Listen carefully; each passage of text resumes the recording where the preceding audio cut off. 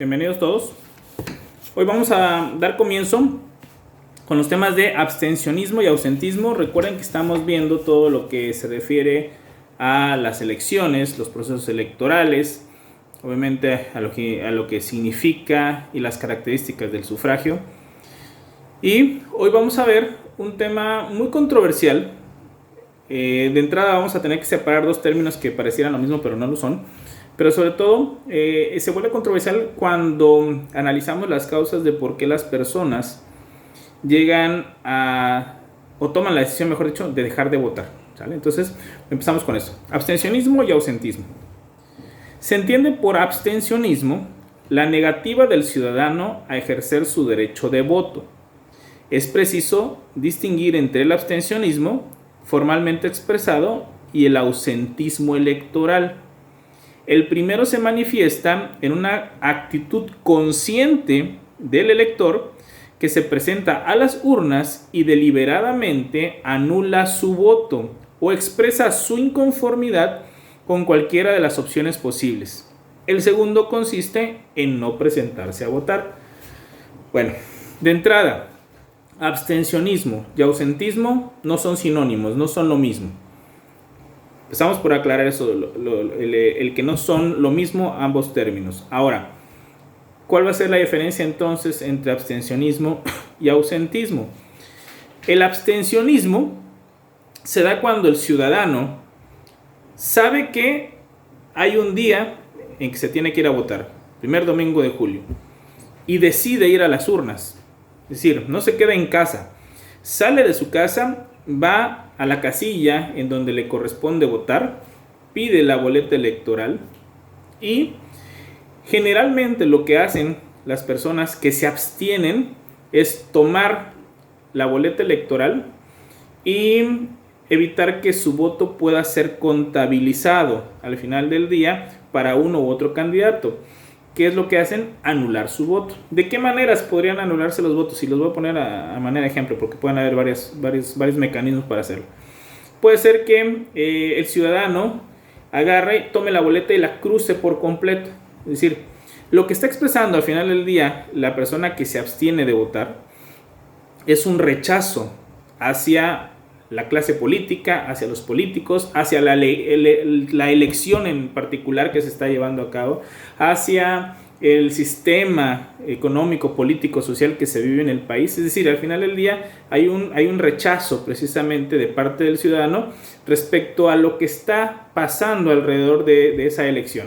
Entonces, lo que hacen es tomar la boleta y la pueden cruzar por completo, o lo que hacen muchas personas y a raíz de que ya existen las redes sociales desde hace algunos años, publican después tomándole una fotografía a lo que hicieron con la boleta, que en resumen muchas personas en el país han hecho, es que le van colocando leyendas o le van escribiendo ahí temas como, ¿saben qué? La clase política nos tiene hartos, o ahora que están todos juntos, pueden irse ya saben a dónde, y cosas por el estilo que van escribiendo en la boleta, le toman una fotografía y esa persona la sube a sus redes sociales en una acción de rechazo hacia la clase política, hacia los partidos, hacia el sistema político mexicano.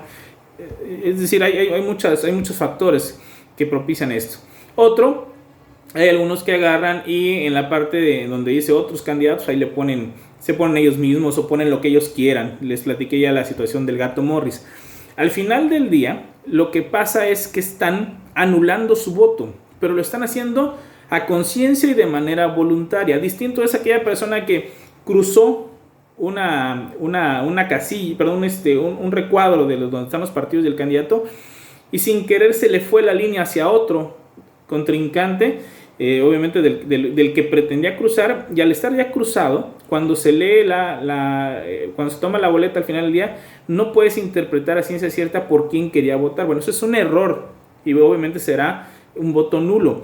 Pero en el caso del abstencionismo estamos hablando de que gente con toda la conciencia y de manera voluntaria anula su voto, sabe que el voto no se le va a sumar a uno u otro candidato, se dirá los votos nulos, pero su idea es manifestarle a la clase política el rechazo que él o ella de manera individual están haciendo respecto a la forma en que se están conduciendo los políticos, la clase política, los partidos políticos en general.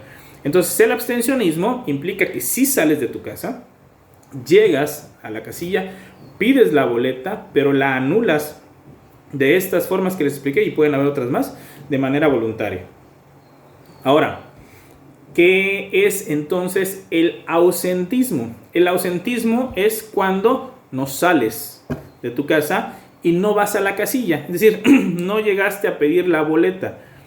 No tuviste nunca ni siquiera la intención de acudir a participar. El que se abstiene participa de una forma, porque al final de cuentas está participando y está generando rechazo. El que se ausenta, es decir, el que cae dentro del ausentismo, es la persona que definitivamente no tiene ni la menor intención de acudir. Ahora, dentro del ausentismo también se pueden dar casos que se deriven de una persona enferma que por lo tanto no pudo ir a votar, o de alguna persona que estaba en otra parte del país y que cuando llegó a las casillas especiales, que son las que colocan generalmente en los parques principales de cada municipio, por ejemplo, si estuviéramos hablando de una elección para presidente de la República, quiso llegar a votar y cuando llegó ya habían terminado las boletas que se dan para estas casillas especiales, que no son demasiadas. Entonces esa persona ya va a quedar registrada como que no votó en ninguna parte del país por ningún candidato. Por lo tanto, se va a las filas del ausentismo, no del abstencionismo. Pero dentro del ausentismo, estas son algunas causas por las cuales una persona no puede votar. Pues, repito, se enfermó o estaba fuera de la ciudad, no habían boletas suficientes en la casilla especial. Pero la realidad es que en su mayoría, las personas que caen en el ausentismo son aquellos que generalmente creen que no van a cambiar las cosas si él o ella sale a votar, o que no van a cambiar las cosas del país con uno u otro candidato convirtiéndose en gobernante. Caen en un tema de apatía, caen en un tema de de escepticismo respecto a la clase política y terminan diciendo, yo creo que todos hemos escuchado a alguna persona así que dice, ¿para qué voto? ¿O para qué salgo a votar si todo va a ser igual? Uno u otro va a ser lo mismo, todos son iguales. Entonces deciden no salir a votar y caen en el ausentismo. Y aquí viene la parte que yo les comentaba, la parte criticable, tanto de un caso como de otro. Primero, repito, distinguiendo que no son lo mismo, en una sí acudes a la casilla, sí participas, pero anulas tu voto, y en la otra, en la total apatía, ni siquiera sales de tu casa, piensas que no va a cambiar nada con tu participación. Tenemos que ver las causas y es la parte que tenemos que analizar. El que anula su voto dice, es que yo soy consciente de que está mal, pero no soy apático, no me quedaré en casa, sino que voy a ir y en ese ejercicio que yo tengo para participar, les voy a escribir en la boleta todo lo que pienso de ellos, los candidatos locales, nacionales o los partidos políticos, y me voy a manifestar. Y lo que pueden pensar es, mientras más mexicanos hagamos esto, porque se promueve también eso en redes sociales, promueven que anules tu voto. Cada que hay una campaña o cada que hay una elección, hay gente que promueve precisamente el anular el voto en rechazo a la clase política. Entonces, lo que van a lograr o lo que piensan es, mientras más mexicanos estemos anulando nuestro voto de forma consciente, haciéndose ver a la clase política, ellos van a detectar el rechazo y van a tener que cambiar forzosamente, porque el pueblo se los va a estar exigiendo de esta manera. Es decir, hay una forma de pensar que es totalmente válida, pero hay algo que también le critican a estas personas. Le dicen, ya no se convierte tu voto en un voto útil, porque al final del día, de todas maneras, tu voto va a ser anulado y no va a ser contabilizado en ninguna de las opciones que se dan como candidatos para que se conviertan posteriormente en legisladores o en gobernantes. La persona que hizo eso va a decir, sí, y lo hago a voluntad porque precisamente no confío en ninguno de ellos. Creo que está todo mal y se tiene que modificar, por lo tanto mi voto no se lo voy a dar a nadie. Y anulan el voto. Pero la contraparte, es decir, quien critica a los que toman esta decisión, van a decir, pero tu voto no es útil, porque al final del día, alguien de los que sí están en la boleta va a ganar, y va a ganar con la mayor cantidad de votos que se tengan, y tú te estás privando de aportarle tu voto a uno u otro que podrían ser, y eso definitivamente siempre podrá haber para la percepción de la gente, uno mejor que otro. Sin embargo, aquí la visión de quien anula su voto es, no no se lo voy a dar. Es un rechazo total. Puede incluso llegar a pensar que hay uno mejor que otro, pero el que sea mejor que otro, él considera que no implica que el país vaya a cambiar y por lo tanto ni a él le va a dar el voto y termina anulándolo. Entonces, son posturas válidas, esa es una democracia. Recuerden que en la democracia se escucha a todos y eso está permitido. Al final de cuentas, eso no está prohibido, que tú anules tu voto, aparte de que estás en el tema de la secrecía, pero estas personas, o muchos de ellos, lo hacen público, es decir, le toman fotografía o le ponen hasta su nombre y le firman y lo suben a las redes sociales, es decir, no les interesa que quede secreto, al contrario, buscan que se dé a conocer para generar conciencia en la sociedad con la idea de que también más personas puedan anular su voto. Entonces, esa es una forma de ver de dos maneras, o son las dos maneras de ver el tema del abstencionismo. Y el ausentismo es muy criticado en general porque ahí sí vemos mucha apatía de parte del que de manera voluntaria dice no voy a votar. El que se enfermó o el que intentó votar pero no habían boletas, bueno, es otra cosa. El que se enfermó tal vez sí tenía la intención de votar pero no pudo por estar enfermo. El que estaba fuera de la ciudad pues tuvo la intención, pero al estar fuera o al no encontrar boletas suficientes no lo pudo hacer. Ahí es un tema circunstancial, pero aquel que dice puedo salir a votar y no voy a ir y no quiero ir, es quizá de los puntos más criticados. ¿Por qué? Porque en un tema político, y dijimos que la política es un tema social, implica la interacción de las personas. La persona que dice es que no va a cambiar nada o mi voto no va a cambiar nada y por eso no voy, creo que es de las posturas más criticables en una democracia, porque es difícil pensar que estas personas a lo largo de 6 años, 3 años que van a durar los representantes en los cargos públicos que se van a elegir y que él está decidiendo no acudir a participar, es difícil pensar que esta persona no vaya a tener una queja contra el gobierno, una queja contra los legisladores, pero aquí es donde viene esa parte contradictoria.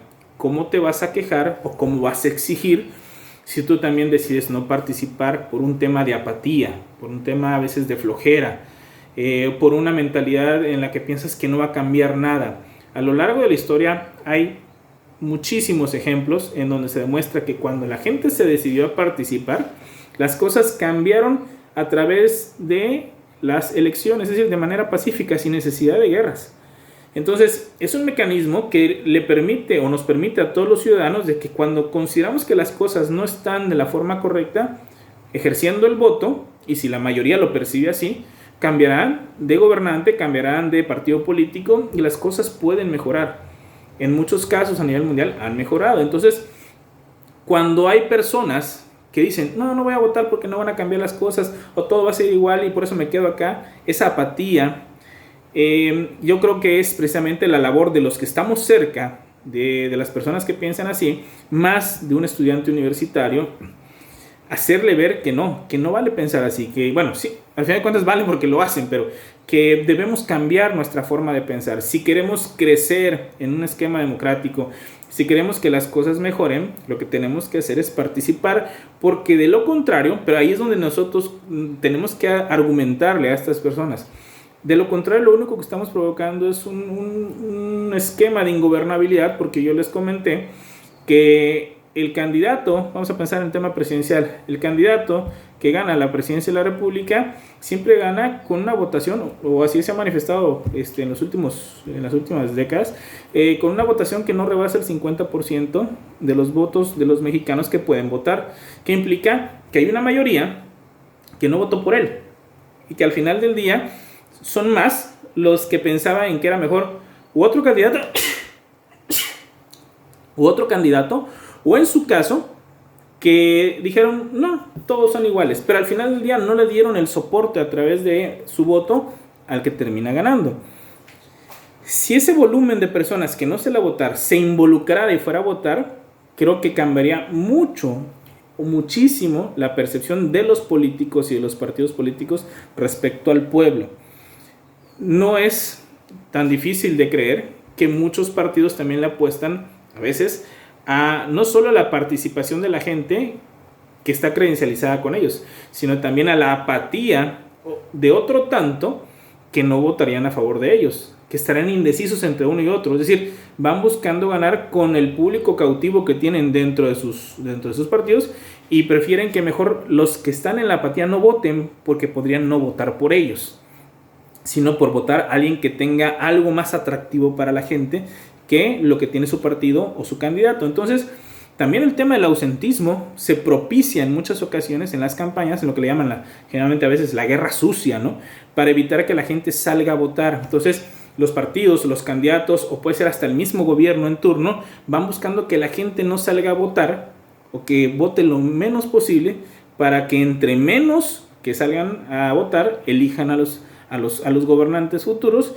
Y desgraciadamente se ha visto en nuestro país que los gobiernos no se quedan al margen de las elecciones, que lo deberían hacer, sino influyen o se meten en mecanismos. Desafortunadamente han encontrado muchas veces gobiernos locales, federales, municipales, que a través de los programas sociales empiezan a chantajear a la gente para que vote o para que no vote a favor de algún candidato. Entonces, el tema aquí es que el ausentismo es algo más criticable que el abstencionismo, si lo queremos ver así, porque en el abstencionismo hay conciencia todavía, conciencia política, vas y anulas tu voto, intentando cambiar algo. En el ausentismo, te quedas en tu casa y no sales a votar y crees que las cosas no van a cambiar, caes en la apatía, y eso es, creo que, muy riesgoso dentro de una democracia, porque lo único que permite es que quien está en el poder se va adueñando cada vez más del poder y cada vez toma menos en cuenta al pueblo, porque al pueblo tampoco le está interesando participar. Desafortunadamente, en cada una de las elecciones, la cantidad de personas que podían votar y que caen en el ausentismo, es decir, que no van a la casilla, son muchos, muchísimos.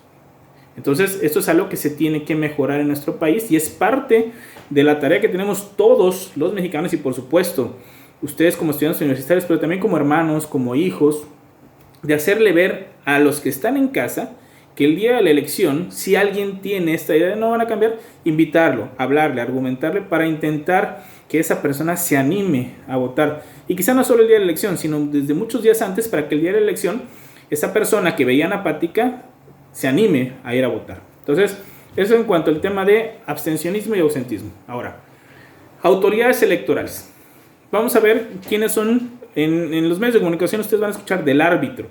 En un partido de fútbol, un partido de fútbol americano, de básquetbol, siempre está la figura del árbitro o los árbitros, que son los que se van a encargar que las reglas del juego se lleven a cabo, que sean parejas para los contrincantes y que gane el mejor. Dentro de una elección, no podemos dejar de ver que es una competencia entre candidatos para convertirse en legislador o en gobernante. Entonces tiene que haber un árbitro que ponga las reglas, pero también que las haga cumplir, y que en su caso, si hay alguna falta, se sancione al que está incurriendo en esa falta. En nuestro país, el árbitro es el nombre normal que le dan, pero realmente debemos de hablar de la autoridad rectora en materia electoral. Pero repito, en medios de comunicación van a escuchar mucho la palabra árbitro. Es el Instituto Nacional Electoral, el INE, el que nos proporciona la credencial que para diferentes trámites siempre nos es requerida, ¿no? Bueno, entonces comenzamos. Autoridades electorales. Las autoridades electorales son los organismos encargados de la preparación, vigilancia, desarrollo y escrutinio de la votación. En México, la autoridad rectora es el Instituto Nacional Electoral, INE, de carácter autónomo, es decir, sin sujeción a ninguno de los tres poderes. Este instituto tiene como órgano supremo al Consejo General, integrado por un consejero presidente y 10 consejeros electorales. Bueno, ¿qué debemos entender acá? Nos están diciendo, para empezar, que el INE tiene que preparar, es decir, antes del día de que se vaya a cruzar boleta, yo ya les expliqué que hay otros procesos para sacar a los candidatos, y también dentro de cada partido existen procesos. Yo les platicaba a través de encuestas o a través de votaciones, para que los precandidatos puedan acceder a ser candidatos de su partido. Entonces todo eso tiene que ser preparado por el INE, pero también se tiene que preparar durante cierto tiempo, o sea, no es de un día, es de más tiempo, a las personas, los ciudadanos, que sin tener un partido político van a ayudar en la casilla para que el día de los votos, el día del sufragio, las elecciones sean limpias, que no se den los fraudes, etcétera. Entonces hay que capacitar a los ciudadanos, pero para capacitarlos primero hay que irlos a buscar, hay que invitarlos. Entonces toda esa preparación la tiene que hacer el INE. Pues habla de vigilancia. Bueno, pues obviamente que no se hagan trampas. Estos ciudadanos no solo los que están en la Ciudad de México, sino todos los que están en el país participando, debemos de vigilar las elecciones. Desarrollo, bueno, pues obviamente todo de principio a fin, que se cumpla a cabalidad lo que dice la ley en materia electoral. Y el escrutinio y la votación, el escrutinio es precisamente no solo el conteo de votos, sino el conteo, la interpretación. Después explicaré por qué la interpretación, porque vamos a tener también personas que acceden a cargos de elección popular a través de lo que sería el principio de representación proporcional o lo que llamamos plurinominal, es decir, por un volumen de votos a favor de un partido se les van dando escaños en el Congreso de la Unión, por ejemplo, o en los ayuntamientos. Entonces se tiene que interpretar estas elecciones en base al conteo previo, después van viendo proporciones y les van diciendo a quién le va a corresponder un diputado más, un senador más, un regidor, etc. Entonces, quien tiene que realizar eso es el Instituto Nacional Electoral. Cuando ya metí al tema municipal, ya son de los estados, ¿no? Pero también pueden atraer elecciones el Instituto Nacional Electoral cuando no existan las suficientes garantías o el mismo estado le pida el auxilio precisamente de una elección. Ahora, en México, como les dije, el término correcto sería hablar de la autoridad rectora, más que del árbitro. La autoridad rectora en materia electoral es el Instituto Nacional Electoral. Anteriormente sabíamos que se llamaba Instituto Federal Electoral, el IFE. Hoy se llama Instituto Nacional Electoral. Sufrió algunas reformas y por eso ya vino el cambio de nombre y otras cosas más dentro de la estructura, que va a estar integrada, bueno, principalmente que va a ser autónoma. La autonomía implica que no hay una sujeción jerárquica ni con el presidente, ni con el Congreso de la Unión, ni con la Suprema Corte de Justicia de la Nación. No hay supresión jerárquica. Por eso muchas personas hablan de que es un cuarto poder, el poder electoral, porque su existencia es integrada por un cuerpo colegiado, que me adelanto que es un consejero presidente y 10 consejeros electorales que son elegidos precisamente dentro de lo que es el poder legislativo, donde van a estar los representantes del pueblo que fueron elegidos por votos y ellos van a buscar a esos mejores ciudadanos de nuestro país para que se conviertan en quienes van a vigilar precisamente el tema de las elecciones tan importante para después ocupar los cargos públicos. Entonces, la autonomía implica que no hay una sujeción jerárquica, no son tus jefes. En los años 80, principios de los 90, principios de los 90, el equipo, el aparato electoral pertenecía a lo que sería el Poder Ejecutivo. Por lo tanto, quien desarrollaba las elecciones, quien las vigilaba, era un empleado del presidente, y esto pues obviamente cargaba los dados a favor de los candidatos que podían ser del partido en el poder. Por eso es que llegó un momento en donde se decidió ciudadanizar a lo que era este instituto que tiene que llevar a cabo las elecciones, el IFE, y hoy que llamamos Instituto Nacional Electoral. Ciudadanos sin pertenencia a un partido, aunque puedan tener, obviamente pueden votar por el partido que gusten, pueden tener afinidad por un partido, pero la clave es que no sean militantes de un partido político, que hace que se rompa esa línea jerárquica con un partido. Independientemente de eso, sabemos que una persona puede decir: yo no tengo un partido político, pero puede dentro del instituto pues abonar mucho a favor de uno, ¿no? Es decir, sus preferencias políticas tampoco las puede dejar de lado, pero sí debe ser objetivo. Por eso se va buscando mucho el perfil de los consejeros. En muchas ocasiones han buscado gente de la academia precisamente para que se pueda cumplir con dos cosas: esa respetabilidad, esa idea de que conoce de la materia y que tratará de ser objetivo independientemente de que pueda tener una afinidad por un candidato, por un partido, que lo demostrará cuando cruce una boleta, ¿no? Pero, repito, la autonomía es algo muy importante para que no venga una presión por parte del presidente o del Congreso o de la Suprema Corte para que el INE se cargue a favor o en contra de candidatos, ¿no? Ahora, repito, lo que van a elegirse son un consejero presidente y 10 consejeros electorales. Todos van a tener voz y voto, porque la idea, si ustedes hacen la suma, ahí tenemos 11 personas, la idea es que cuando se tengan que tomar decisiones se haga a través de votaciones, y al tener números impares, pues obviamente siempre se tenga un ganador, no vayan a haber empates, ¿no? Ahora, continúa diciendo el texto: todos son electos por el voto de las 2/3 partes de los miembros presentes de la Cámara de Diputados a propuesta de los grupos parlamentarios. ¿Cómo debemos entender esto? cada grupo parlamentario, es decir, el grupo del PRI, el grupo de Morena, el grupo del PAN y así, de los partidos políticos que tenemos, van a proponer a quien para ellos consideran que sería el mejor consejero electoral. Pero después en pleno se tiene que votar quién será el que gane como precisamente consejero electoral, y se requieren las 2/3 partes, que implica que estamos hablando de una mayoría calificada. La mayoría calificada dijimos que era para temas donde la trascendencia era mayor, era más importante. ¿Por qué? ¿Por qué es tan importante? Porque el consejero electoral va a servir para que las elecciones de este país sean limpias y por lo tanto los futuros gobernantes, los futuros legisladores vengan o sean extraídos precisamente de elecciones limpias, en donde la gente realmente se manifiesta y se evitan los fraudes. De ahí la importancia de que el consejero sea una persona elegida por las 2/3 partes, ¿no? de lo que sería la Cámara de Diputados. Ahora, al Consejo General se integran asimismo consejeros del Poder Legislativo, uno por cada grupo parlamentario. Es decir, cada grupo parlamentario del Congreso va a ir sumando un representante de ellos. ¿Por qué? Porque es necesario que ellos hablen a nombre de su grupo parlamentario de todo lo que va a suceder en el Instituto Nacional Electoral.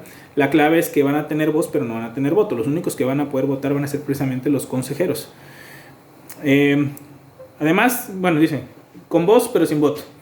Los partidos políticos nacionales tienen un representante ante el Consejo General también con voz y sin voto. Es decir, aparte de los 11 consejeros, se van a sumar un representante de cada grupo parlamentario en el Congreso, uno del PRI, uno del PAN, uno del PRD, uno de Morena, etc. Pero también uno por cada partido político. ¿Por qué hay que hacer mención de esto?